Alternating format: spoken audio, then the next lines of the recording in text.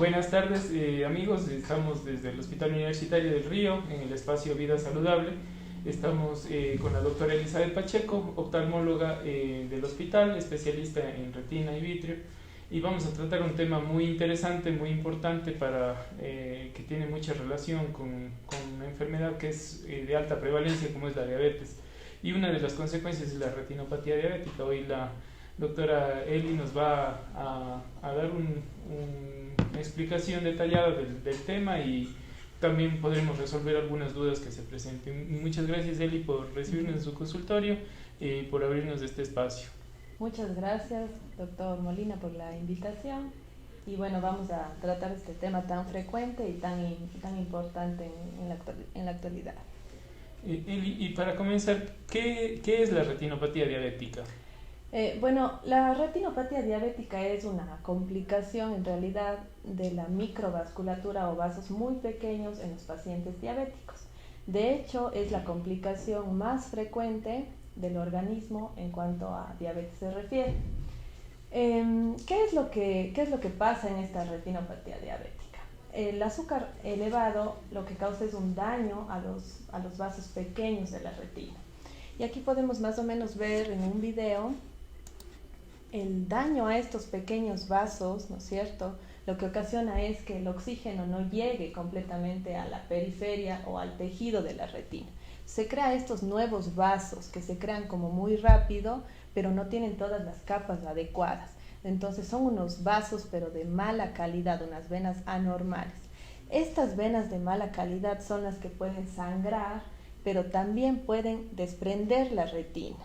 Y además fuga un poco de líquido por estas venas anormales, y es lo que causa edema de mácula. Es una inflamación o una hinchazón del área de visión central de la retina con la cual enfocamos. Entonces eso es lo que nos lleva a una pérdida de visión, que en realidad es la mayor causa de pérdida visual en pacientes en edad productiva, en edad de trabajo. Para que más o menos la gente que no sabe nos entienda, ¿qué es la retina o para qué sirve la retina en el ojo? Bueno, la retina es una capa de tejido neurosensorial. O sea, ¿qué quiere decir? Que los impulsos de luz son convertidos en la retina en un proceso incluso eléctrico. Este impulso eléctrico generado en la retina, que es un tejido parecido al cerebro, viaja a través del nervio óptico y se conecta con el lóbulo occipital, que es la parte de atrás del cerebro en donde se procesan las imágenes. Entonces es un tejido muy importante para la captación de imágenes y el procesamiento de la luz.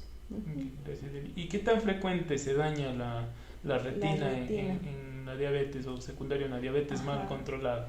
Claro, bueno, todo depende sobre todo del control de la diabetes, pero en prevalencia los pacientes diabéticos en un 20% presentan retinopatía diabética, un daño en la retina.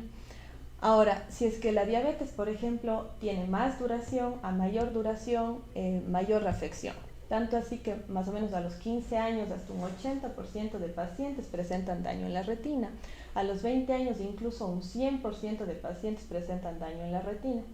Otro factor importante, por ejemplo, es el mal control. Una hemoglobina glicosilada más de 8 o 9% definitivamente nos va a llevar a una retinopatía diabética. El embarazo también predispone a una progresión de esta enfermedad. Los pacientes con hipertensión, que también ayuda o contribuye al daño de la retina, y los pacientes con enfermedad del riñón. ¿Y es más frecuente en los pacientes con diabetes tipo 1 o en los diabetes tipo Y 2? ya, es súper importante eso, saber por qué. Porque un paciente con diabetes tipo 2 generalmente no sabe cuánto tiempo antes tuvo la diabetes. Entonces, un paciente con diabetes tipo 2, apenas se diagnostique, es ideal que ese paciente vaya para una revisión de fondo de ojo, porque muchos de ellos ya deben tener más o menos 5 años de la enfermedad sin saberlo.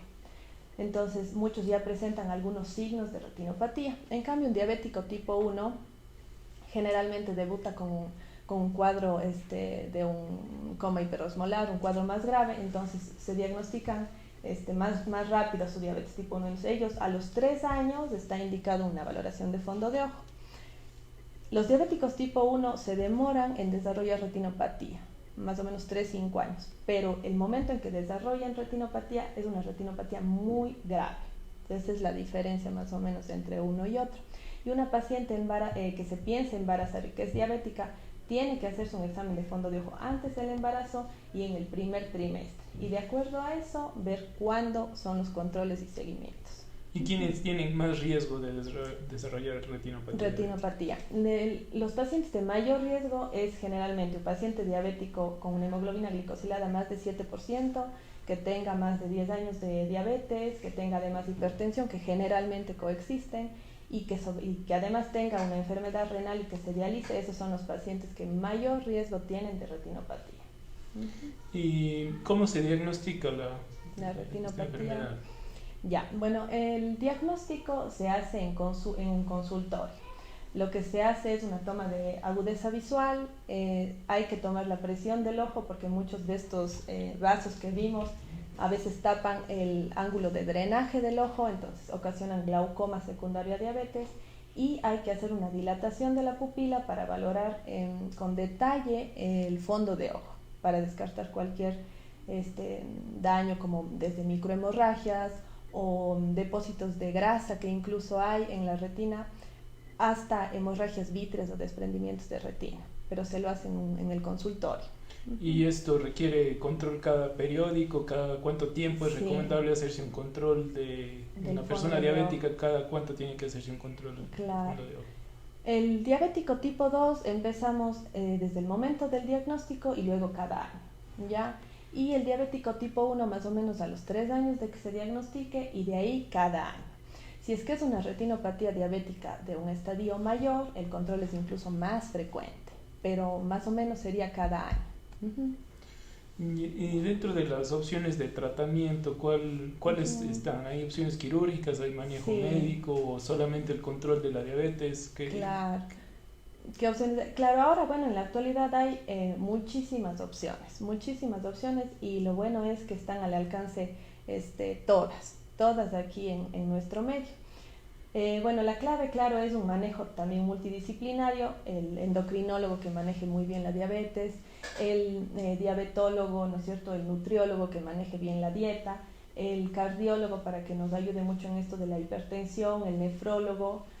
Y en cuanto al ojo mismo, ¿no es cierto?, en caso de detectar retinopatía, de acuerdo al estadio hay varias terapias. Por ejemplo, en estadios tempranos, ¿no es cierto?, en donde todavía no hay hemorragias densas y nos permite visualizar la retina, se puede colocar láser. Entonces, ¿cómo es el láser? El láser no es una cirugía, pero es un procedimiento en donde el paciente es ambulatorio y se va el mismo día a su casa, ¿no es cierto? Entonces se coloca un poquito de anestesia en el ojo y se coloca este lente, ¿no es cierto?, que va en contacto con el ojo. Esto nos permite ver la retina, el polo posterior, y lo que se hace es que con el láser, aquí podemos ver en un video, nos enfocamos en las áreas de mayor daño, ¿no es cierto?, y donde están estos neovasos, y cauterizamos todo esto con el láser. El láser se coloca en toda la periferia, y eso lo que hace es que inhibe que se produzca este factor que alimenta a estos neovasos y que produce el daño de la retina. Otras terapias, ¿no es cierto?, ahora en la actualidad son los antiangiogénicos. ¿Qué son estos antiangiogénicos? Son unas inyecciones que se colocan dentro del ojo con anestesia. Y lo que hace es que se colocan en el receptor de este alimento para neovasos, e impide que tenga su función, y a su vez hace que estos neovasos o vasos anormales desaparezcan, y elimina cualquier hemorragia que haya en el interior del ojo. Y por último, en casos de, por ejemplo, hemorragias en el vítreo extensas o desprendimientos de retina, está la opción de la vitrectomía. Es una cirugía, ¿no es cierto?, que se hace igual de forma ambulatoria, con microincisiones, ya no es una cirugía abierta, es más o menos parecida a una laparoscopía del estómago, y a través de esos trócares se retira todo sangre o desprendimiento de retina, y ahí mismo se coloca láser en la retina, y también se puede aplicar un medicamento antiangiogénico en el mismo procedimiento. Sí, y con todas estas opciones podemos decir que es una enfermedad que totalmente prevenible, ¿no? Y evita las cegueras secundarias a la es diabetes. una ceguera tratable, exacto. Entonces es una causa de ceguera prevenible, hay muchísimas opciones y lo ideal es como detectarle a tiempo para tener todas estas opciones y claro, es una causa muy importante de ceguera, pero sobre todo afecta a pacientes en edad de trabajo, o sea, es una pérdida también para familia, para el Estado. Entonces es una causa muy importante de ceguera que podemos prevenir. Bueno, muchas gracias Eli por su detallada explicación sobre el tema. Quisiera que finalmente nos diera una recomendación general, ¿no? Para todas las personas que sufren de diabetes, que es, como sabemos, una enfermedad de altísima prevalencia, cada vez más frecuente por los estilos de vida que manejamos. Que le dan una recomendación final y dónde lo pueden encontrar para que se hagan sus controles, sus seguimientos de los ojos, para que evitar esta enfermedad que, como decimos, es completamente prevenible, ¿no? Entonces, Eli, un mensaje final y dónde pueden consultar, dónde lo pueden encontrar los pacientes. Bueno, en realidad la conclusión sería que todo paciente diabético tiene que hacerse un examen de fondo de ojo, ¿no es cierto? El diabético tipo 1 empezar a los 3 años del diagnóstico y el diabético tipo 2 al momento del diagnóstico y de ahí cada año.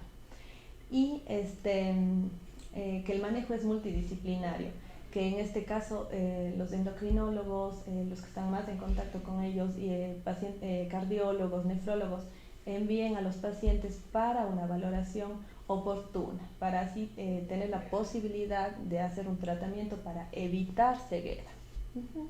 Estamos ubicados en el Hospital del Río, en el consultorio 144, en el primer piso.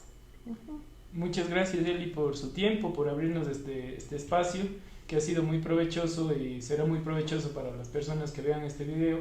Recuerden que es el espacio Vida Saludable del Hospital Universitario del Río.